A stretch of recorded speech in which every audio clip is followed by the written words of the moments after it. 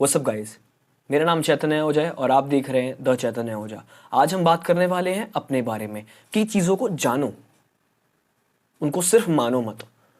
तो सीधा वीडियो पे चलते हैं, लेट्स गो।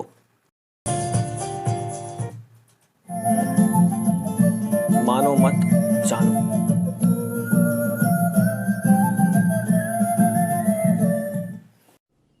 मानो मत। अगर जानना है तो जानने का पहला कदम है मानने से मुक्त हो जाना। अगर तुम मुझसे पूछो, मेरा गणित पूछो, थोड़ा उल्टा लगेगा, थोड़ा बेबूझ लगेगा, मगर मेरी भी मजबूरी, मैं सत्य को वैसा ही कहने को मजबूर हूं जैसा है। अगर तुम सच में नास्तिक हो जाओ तो शायद कभी तुम आस्तिक भी हो सकते हो। नास्तिकता और आस्तिकता में विरोध नहीं है। नास्तिकता सीढ़ी है, प्राथमिक सीढ़ी है आस्तिक होने के लिए। एकदम बात सही। एक बात मुझे याद आती है ना, अभी जब फर्क बताता हूँ नास्तिक और आस्तिक में। जैसे ओशो ने कहा, अगर तुम नास्तिक हो के आस्तिक हो सकते हो, लेकिन आस्तिक हो के नास्तिक कभी नहीं हो सकते हो। है क्या सीन है इसके अंदर? एक देखो, मैं सुनी सुनाई बातें नहीं करूंगा। मैंने जहां से पढ़ा है, जहां से मैंने ज्ञान लिया है, मैं भी कोई ज्ञानी नहीं हूं। मैं कोई चीजें पढ़ता हूं, समझता हूं, फिर बताता हूं। एक एग्जाम्पल देता हूं। इमेजिन करो 100 धर्म है इस दुनिया में, और जो एक आस्तिक है वो किसको मानेगा? एक धर्म को। बचे कितने? 99, 99। वो 99 को नहीं मानेगा, मतलब वो 99 के लिए नास्तिक इंसान है। हमारे धर्म को नहीं मान रहा भाई वो। और जो एक नास्तिक है वो कितने धर्म को नहीं मानेगा? 100 के 100 को। फर्क कितने का? सिर्फ एक का। आस्तिक एक धर्म मान रहा है, 99 नहीं मान रहा। नास्तिक 100 के 100 नहीं मान रहा।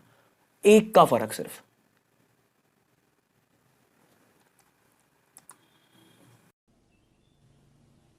अगर मेरा बस चले तो मैं हर बच्चे को नास्तिक बनाऊं,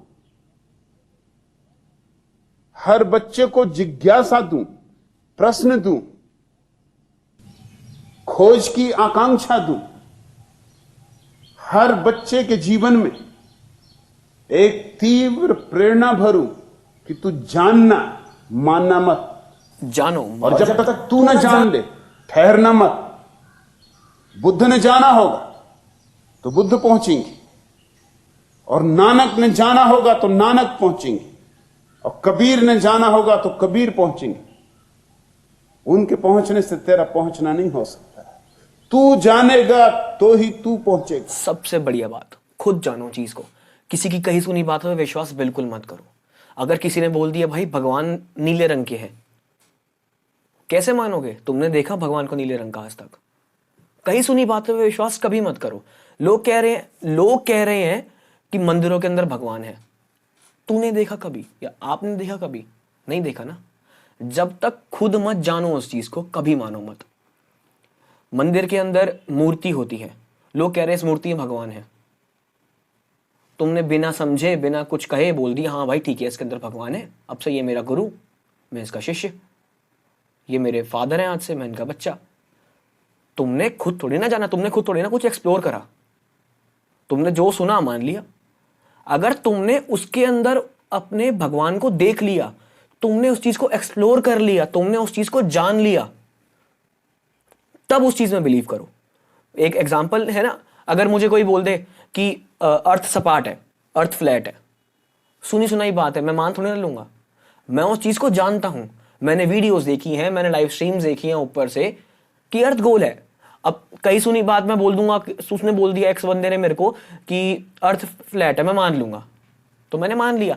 जब तक उस चीज को मैंने जाना नहीं, तब तक मैं सच नहीं जान पाया उस चीज का।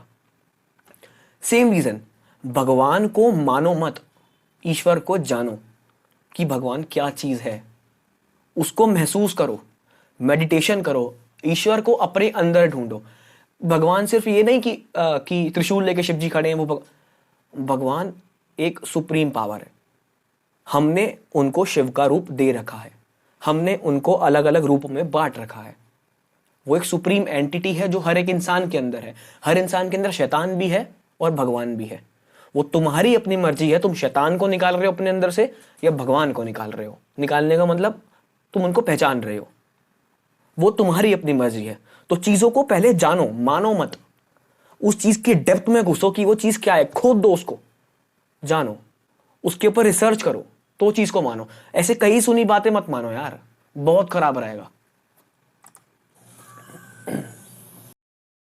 और पहले चाहिए कि तुम्हारे चित्त की स्लेट खाली हो जाए। पोंछ डालो जो भी दूसरों ने लिख दिया है, शुरुआत से शुरू करो। धो लो स्लेट, साफ कर लो, कोरी कर लो तुम्हारी किताब।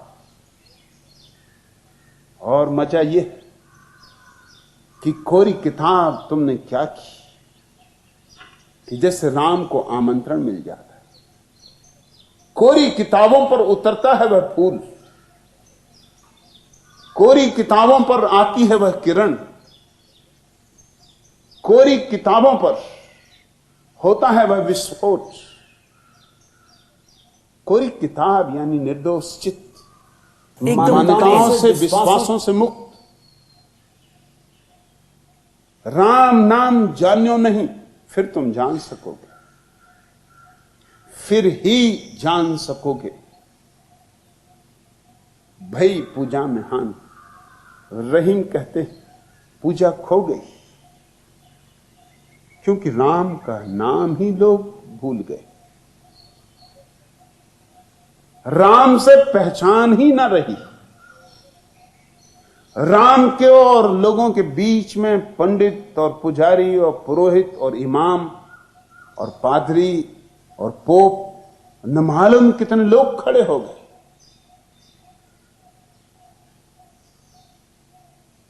बढ़िया बात। ओशो की एक और बात मुझे याद आई कि देयर इज नो गॉड, कि इधर भगवान नहीं है। क्रिएशन खुद जिम्मेवार है क्रिएशन के। ठीक है, एक ऐसी वीडियो भी पड़ी होगी यूट्यूब पे, आप देख सकते हो। तो क्रिएशन खुद जिम्मेवार है क्रिएशन की। अपने आप से वो चीज हो सकती है, तुम डायरेक्टली उसके अंदर जा सकते हो विदाउट एनी गाइडेंस। गाइडेंस मतलब दलाल के बीच में। तुम एग्जांपल देता हूं, ड्राइविंग लाइसेंस बनवाना है, तुम खुद बनवा सकते हो भाई, तुम दलाल के पीछे मत भागो ना, वो मीडिएटर आ जाएगा, तुम्हें भटका सकता है उस रास्ते से।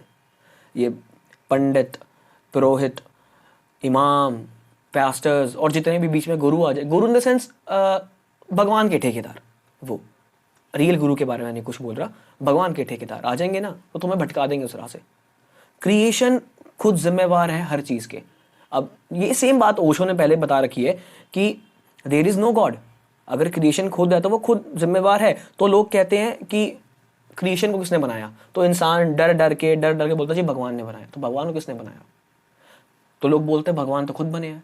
अगर भगवान खुद बन सकते हैं तो हम भी तो खुद बन सकते हैं। इस बात को समझो। अगर भगवान खुद ब खुद बन सकते हैं तो ये क्रिएशन, ये ब्रह्मांड भी तो खुद ब खुद बन सकता है विदाउट एनी हेल्प। ये बात है। अब लोग इसको गलत वे में ले जाएंगे, कुछ उल्टा सीधा बोलेंगे। वो भाई तुमने इस चीज को समझा नहीं, तुमने मान रखा अभी भी सब चीजें। कई सुनी बातों पे तुम विश्वास कर रहे हो, तुम मान रहे हो, जान नहीं रहे हो किसी चीज को, किसी चीज के अंदर तुम तह तक नहीं घुस रहे हो। ये बात है। तो उस चीज को जानो, मानो मत। जब चीज जो अपने आप हो सकती है उसको अपने आप ही करो। भगवान को तुम खुद ब खुद भी ढूंढ सकते हो अपने अंदर, तो खुद ब खुद ढूंढो, जानो उस चीज को, पढ़ो, समझो, मानो मत। मैं चीजें रिपीट बार बार इसलिए करता हूं ताकि ये चीज तुम्हारे जहन में उतर जाए। 1% भी हेल्प हो जाएगी किसी की, बहुत अच्छा रहेगा यार। राम और तुम्हारे बीच इतनी भीड़ खड़ी कि तुम्हें लोगों की सिर्फ पीठें दिखाई पड़ रही, राम का चेहरा तुम्हें कहां से दिखाई पड़े? हटा दो इस भीड़ को। पूजा में हानि हो गई, पूजा यूं चल रही है मगर थोथी। तुम भी जानते हो भली भांति। मंदिर में जाके झुक भी जाते हो मगर तुम्हारा अहंकार नहीं झुकता, बल्कि अक्सर यह होता है अगर मंदिर में भीड़ भाड़ हो तो तुम और रंग रौनक से झुकते हो, शोरगुल मचाते हो। मैं छोटा था तो मेरे गांव के जिस मंदिर में मुझे ले जाया जाता, जैन मंदिर था, वर्ष भर तो कोई खास जाता न था, लेकिन पर्यूषण के दिन जब आते तो उन 10 दिनों में बड़ी भीड़ होती थी। वो 10 दिन लूट के समझो, और लोगों ने भी क्या हिसाब बनाए हुए। वे 10 दिन आते हैं बरसात के दिनों, जब न खेती हो सकती, न दुकानदारी हो सकती, न कोई और धंधा हो सकता है। अपने मतलब के लिए आ रहे सब दुकानें खाली होती हैं, किसान घरों में बैठे होते हैं, वर्षा मूसलाधार पड़ती। कैसे कुशल लोग, 10 दिन खोजे भी हैं तो यूं कि कुछ खर्चा ना हो, हिसाब से खोजे। खाली ही बैठे हैं, और मुफ्त अगर राम भी मिलता हो तो क्यों छोड़ना। उन 10 दिनों में मैंने एक मजा देखा कि जब भीड़ भाड़ ज्यादा होती तो लोग आरतियां लेकर ऐसे नाचते, वे ही लोग जिनको मैंने कभी अकेले में नाचते नहीं देखा।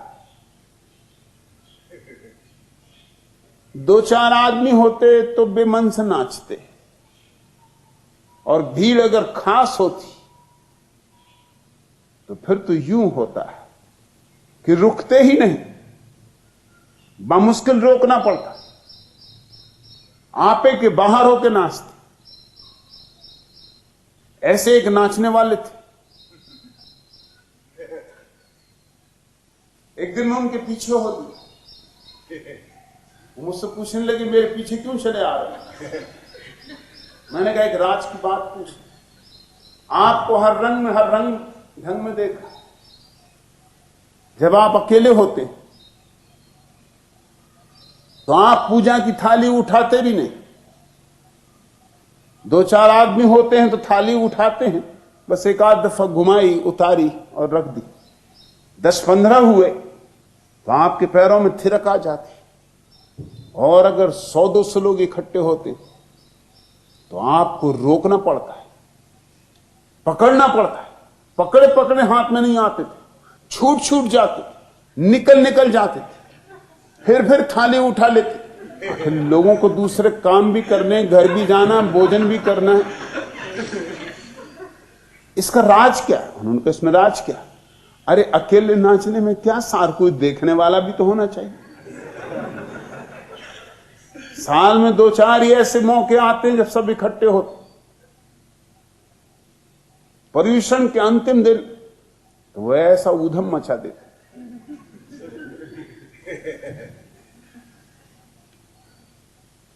जैसे शराब पी रखी हो।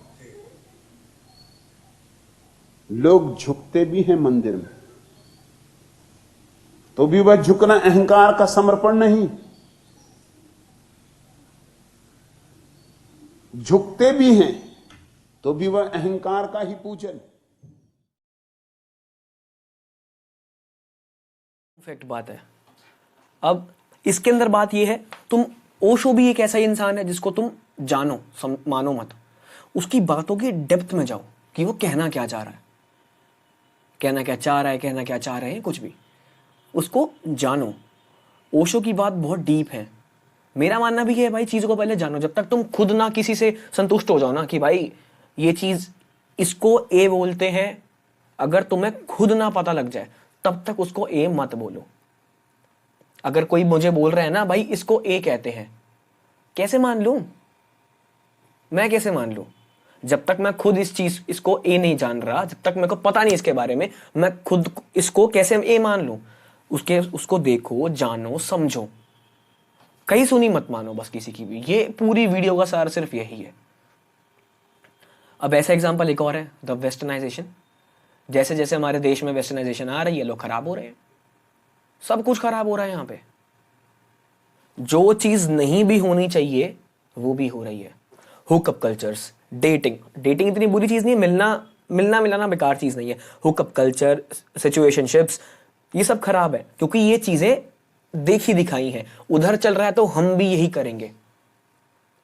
इसके पीछे का रीजन किसी को नहीं पता, बस उधर अच्छा लग रहा है देखने में, हमारा डोपामिन रिलीज हो जाएगा, हम करेंगे, कर दिया। ये चीज गलत है। इसके ऊपर भी एक अलग से वीडियो बनाऊंगा। अभी के लिए good bye and thank you for watching this video. Subscribe कर लेना यार।